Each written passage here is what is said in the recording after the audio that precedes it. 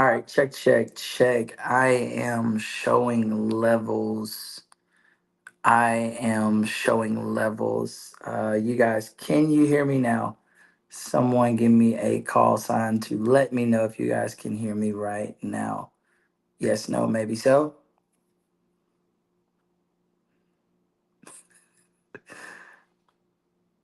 Yes. Okay. Perfect. Okay.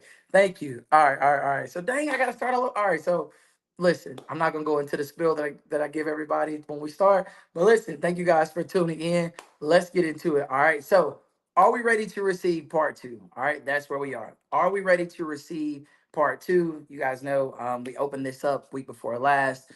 So we'll kind of get right into it. Are we ready to receive part two? Now, I want to give you all a quote, and I want you to just kind of file away in your mind, and we will kind of build from this, okay? The quote is very simple. He who cannot be a good follower cannot be a good leader. I'll say that again. He who cannot be a good follower cannot be a good leader. That quote is from the Greek philosopher Aristotle. Once again, he who cannot be a good follower cannot be a good leader.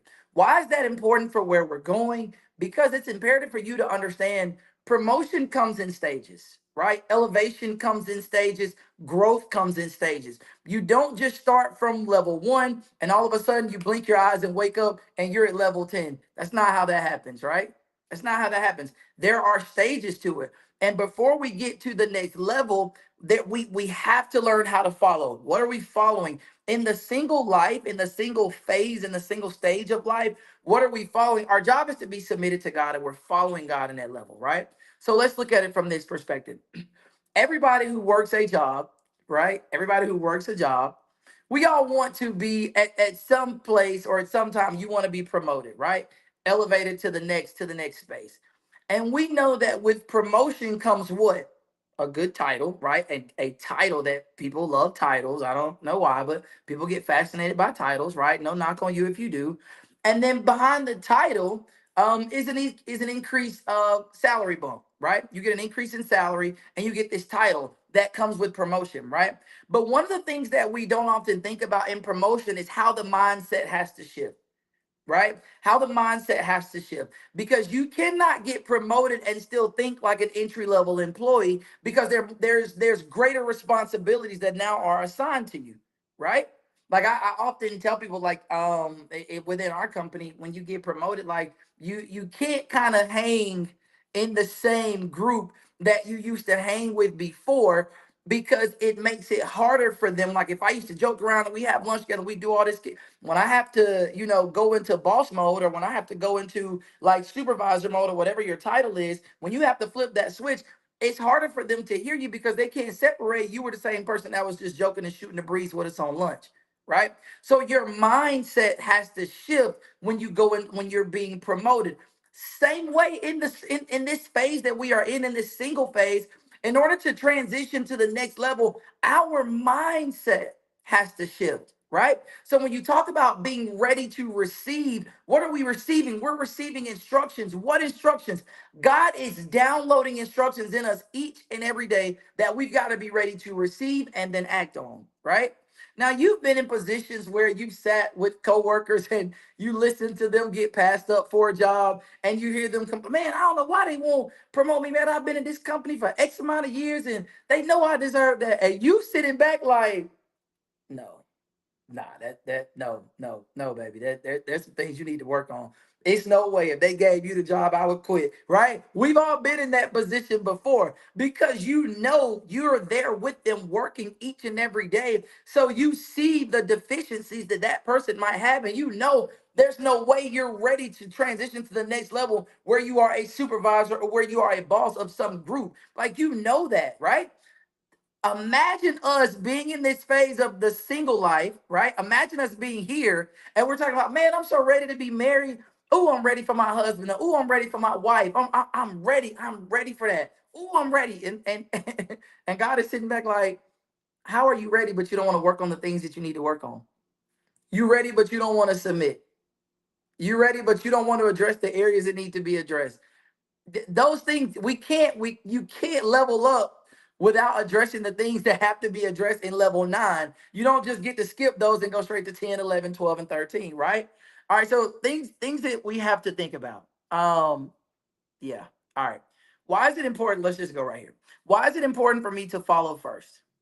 The single phase is training. We've talked about that, right? The single phase is the training phase. And in that training phase, the question has to be asked, do I follow myself? Do I follow my wants, my desires, or do I submit to God? I'll ask it again. In the single phase, the question has to be asked, do I follow myself, my wants, my desires, or do I submit to God? That those are the only two roads. You're either following you or you're following God. And I mean, there's nothing, it's nobody's perfect. Listen to me. Nobody's perfect. We are all very flawed. We all make mistakes each and every day, and we are all in a growth process, a learning process. Like Pastor tells us all the time, the church is a hospital. Everybody is in the hospital for some reason. There's your reason may be different from my reason, but guess what? We in the same hospital, right? So there are things that must be addressed. There are things that we must work on and that we must learn how to do. But you've got to ask yourself that simple question. Who am I following? Like, yeah, I love God. Yeah, I'm a believer. Yeah, I go to church every week. But who am I following? When it comes to dating, am I following myself or am I following God? Right? Like I heard God plain as day tell me that person wasn't the right one, but they checked all the boxes I wanted them to check. So I'm gonna date them anyway, right? Am I following myself or am I following God? God told you right now, hey, don't worry about being with anybody. You just need to date me right now. I need to talk to you. You talk to me, and we're gonna grow and build this thing together. But you still trying to see what this person over here is talking about. See, who am I following? Who am I following? See, in order to be a great leader, you've got to be a great follower of who? I got to follow God first. God is that first, God is the first assignment. The first level of followership is following God, right? And we're going to make mistakes and we're going to miss it some days, right? We're going to miss it. We're going to miss it some more times and we're going to miss it some more times. But God continues to give us opportunities to get it right, right? God continues to give us opportunities for growth. God continues to give us opportunities to get better, right? So I want to look at this course of scripture right here. 1 Samuel 17, and I want to start with verse 34, and I'm going to read out of the NIV. All right. 1 Samuel 17:34, and I'm going to read out of the NIV. But David said to Saul, your servant has been keeping his father's sheep. When a lion or a bear came and carried off a sheep from the flock, I went after it, struck it, and rescued the sheep from its mouth. When it turned on me, when it turned on me, I seized it by its hair, struck it, and killed it. Your servant has killed both the lion and the bear. This uncircumcised Philistine will be like one of them because he has defied the armies of the living God. The Lord who rescued me from the paw of the lion and the paw of the bear will rescue me from the hand of this Philistine. All right. So now let's think about it. We're talking about subheading, are you ready to receive, right? And we're talking about being a follower first. Now let's do a comparison real quick and let's talk about David, which is who we just read about. So David has brothers, right? And you got to think about it. David's brothers go off to war, and you know you're excited to go off to war, like you're proving you're a man. And David's job is to just keep the sheep. You already know right there. You want a more exciting job than just keeping sheep. And I compare that to where we are right now. Like there are times where we want to do more than what we're doing.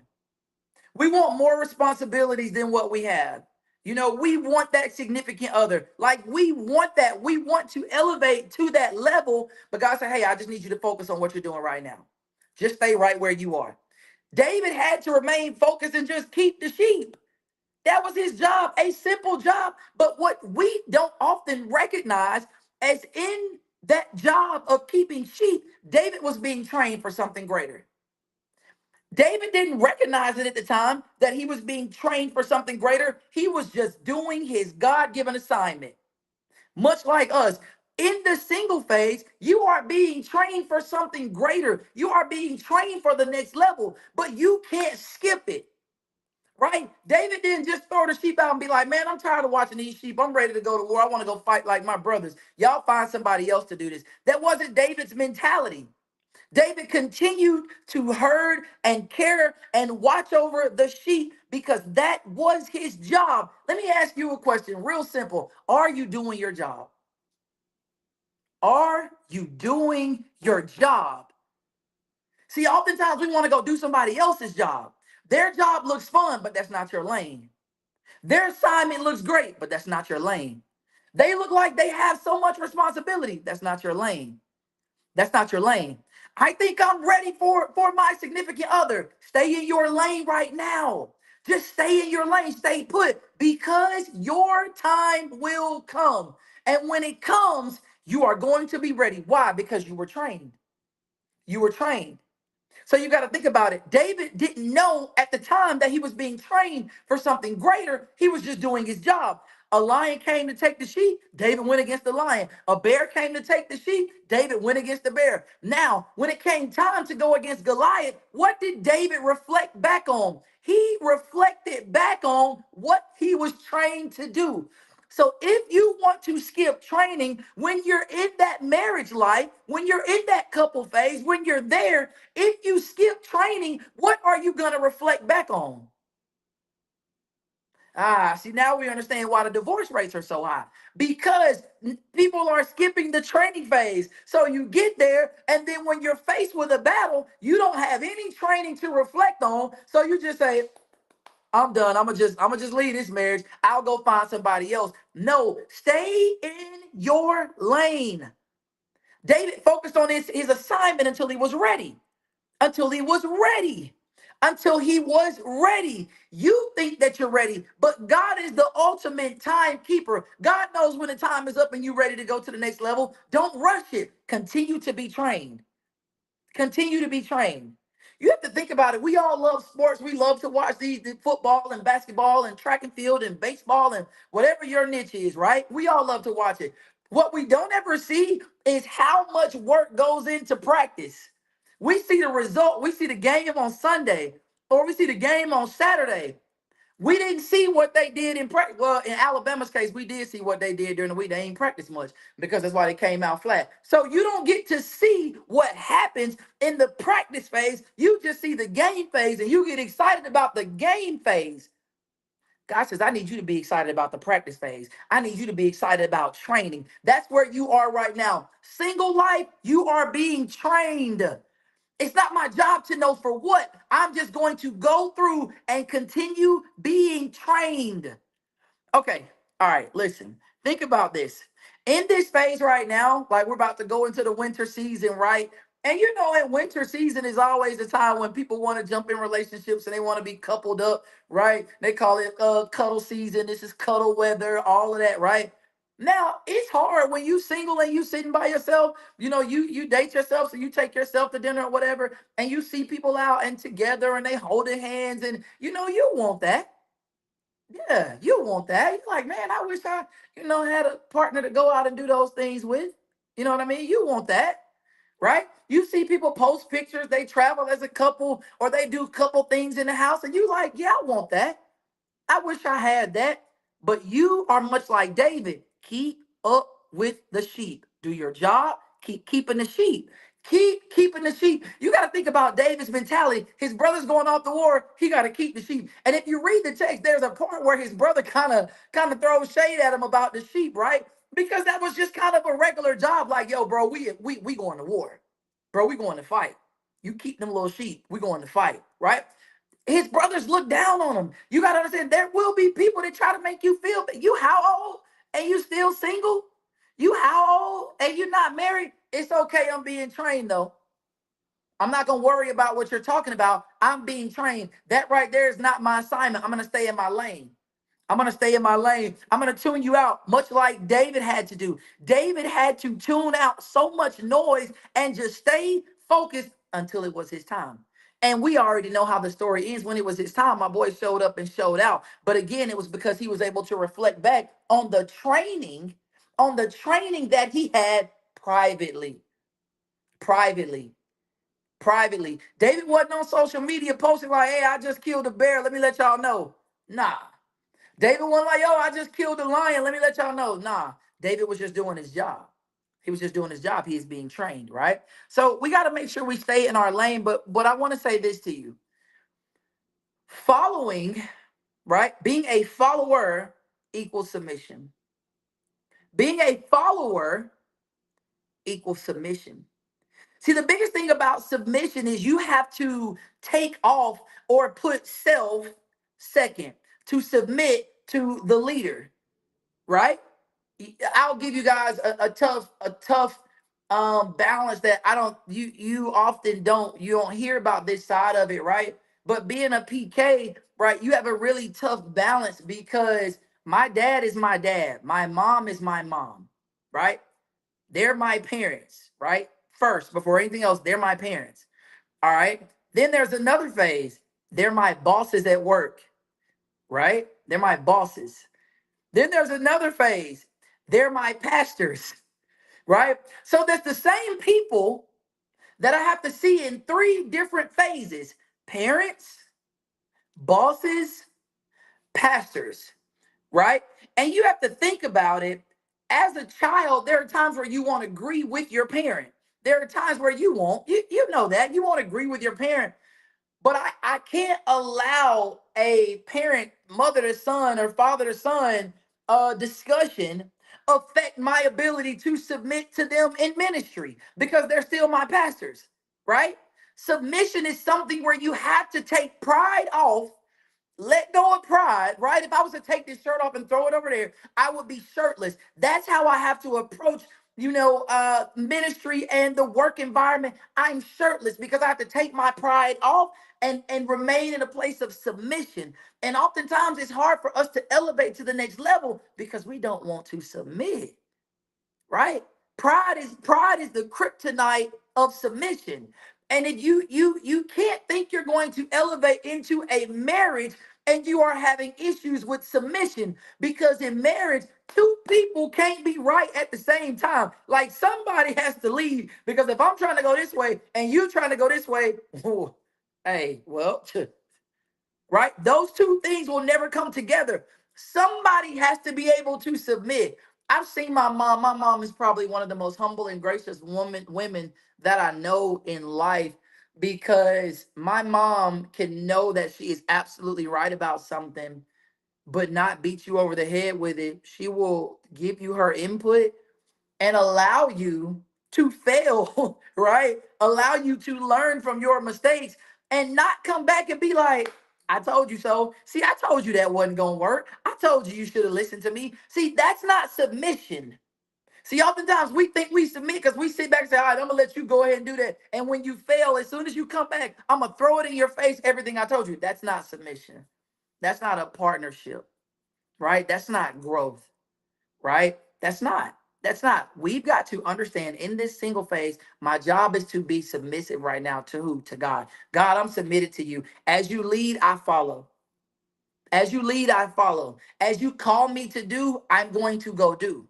My mom and I were talking about something. I was sharing something that happened with her last week. And she was telling me in this situation, she said, George, I think, God wants you to do one, two, and three. And I said, Mom, I don't really know about that because I feel like there are some other things that may come with that. And she said, real simple, she said, son, she said, oftentimes we say we submit to God. Oftentimes we say we follow God. But do we ever open our hearts and say, God, I'm opening myself to you. Whatever you ask me to do, I'm willing to do it. I'm ready, and my answer is yes. She said, son, that's the approach you need to take. Allow God to lead you. Take your thoughts out of it, take your feelings out of it, and allow God to lead you, because He's not going to lead you wrong. And that's what we've got to understand when we say, are we ready to receive? And the quick answer is always yes, but we've got to start to examine other parts that come with my ability to receive is also dependent on my ability to submit. My ability to submit. How can you ever grow if you won't submit to the leader? You know more than the leader, which means you will never submit to the leader. In marriage, I don't think it's just a situation where one party has to submit to the other. We both have areas that we have to submit in, because I don't do everything right and you don't do everything right. There are things that I do well. There are things that you do well. I've got to learn how to not be prideful in the space that I don't do this well. I've got to be able to submit to you because you do that well. How did I get there? Because I worked on submission while I was in the training phase, aka the single life. I worked on submission then. So when the test came, I was able to submit. I may not have wanted to, but I had already been prepared. I was able to submit. See, that's why the training phase is so important. And that's why we can't rush the training phase. We've got to take note. And God, whatever you are teaching me, let me learn. Let me learn. I'm telling you, there will never be a day I will stand in front of people on any stage and try to talk from a place of perfection because I'm flawed, just like you are flawed. Like there are things that we are working on and that we're learning and that we've got to master, right? We're all in that same boat. But the beautiful thing about God is He says, man, every day I give you a new chance. Every day, I know you messed up. I know you're flawed, but you have a new chance to do this thing over. So I'm saying, let us not try to rush the single phase. Let us not get tired of the single phase. Let us not keep missing opportunities that God is giving us to grow in the single phase. Lord, whatever test you're giving me, allow me to pass it. Allow me to see it and recognize it and put in practice the things that I've been working on in this phase. Man, it's never something that it's not something that we can afford to be tired of, right? Because we don't know how much or how deep, like whatever God is prepping us for, we don't know, right? Oftentimes we want the transition to the next level, but we don't want to be stretched. We don't want to go through like the hardships that come with going to the next level. God said, yeah, I'll take you to the next level and I'll be with you. And it's imperative for him to say that he will be with you because he's with you in trouble. Even when you are in trouble, even when you are facing hardships, God's letting you know, I'm with you. So you're not facing a battle by yourself. I got you. I don't care how hard it gets in the single phase. God says, yo, I'm right here. Oh, I'm right here. Oh, you made a mistake. I'm right here with you. It's okay. I'm right here with you. We're going to learn and we're going to grow. Oh, you messed up again. Oh, we're going to learn and we're going to grow. Don't be too prideful. Don't be too prideful like that. I will say it again. Pride is the kryptonite to submission. Pride is the kryptonite to submission. Why? Because pride keeps us in a space where we can't hear. Pride keeps us in a space where we reject. Pride keeps us in a space where we say, no, I got this. And as we keep saying, no, I got this, the simultaneously we're asking, why am I still in this space? Why am I still right here?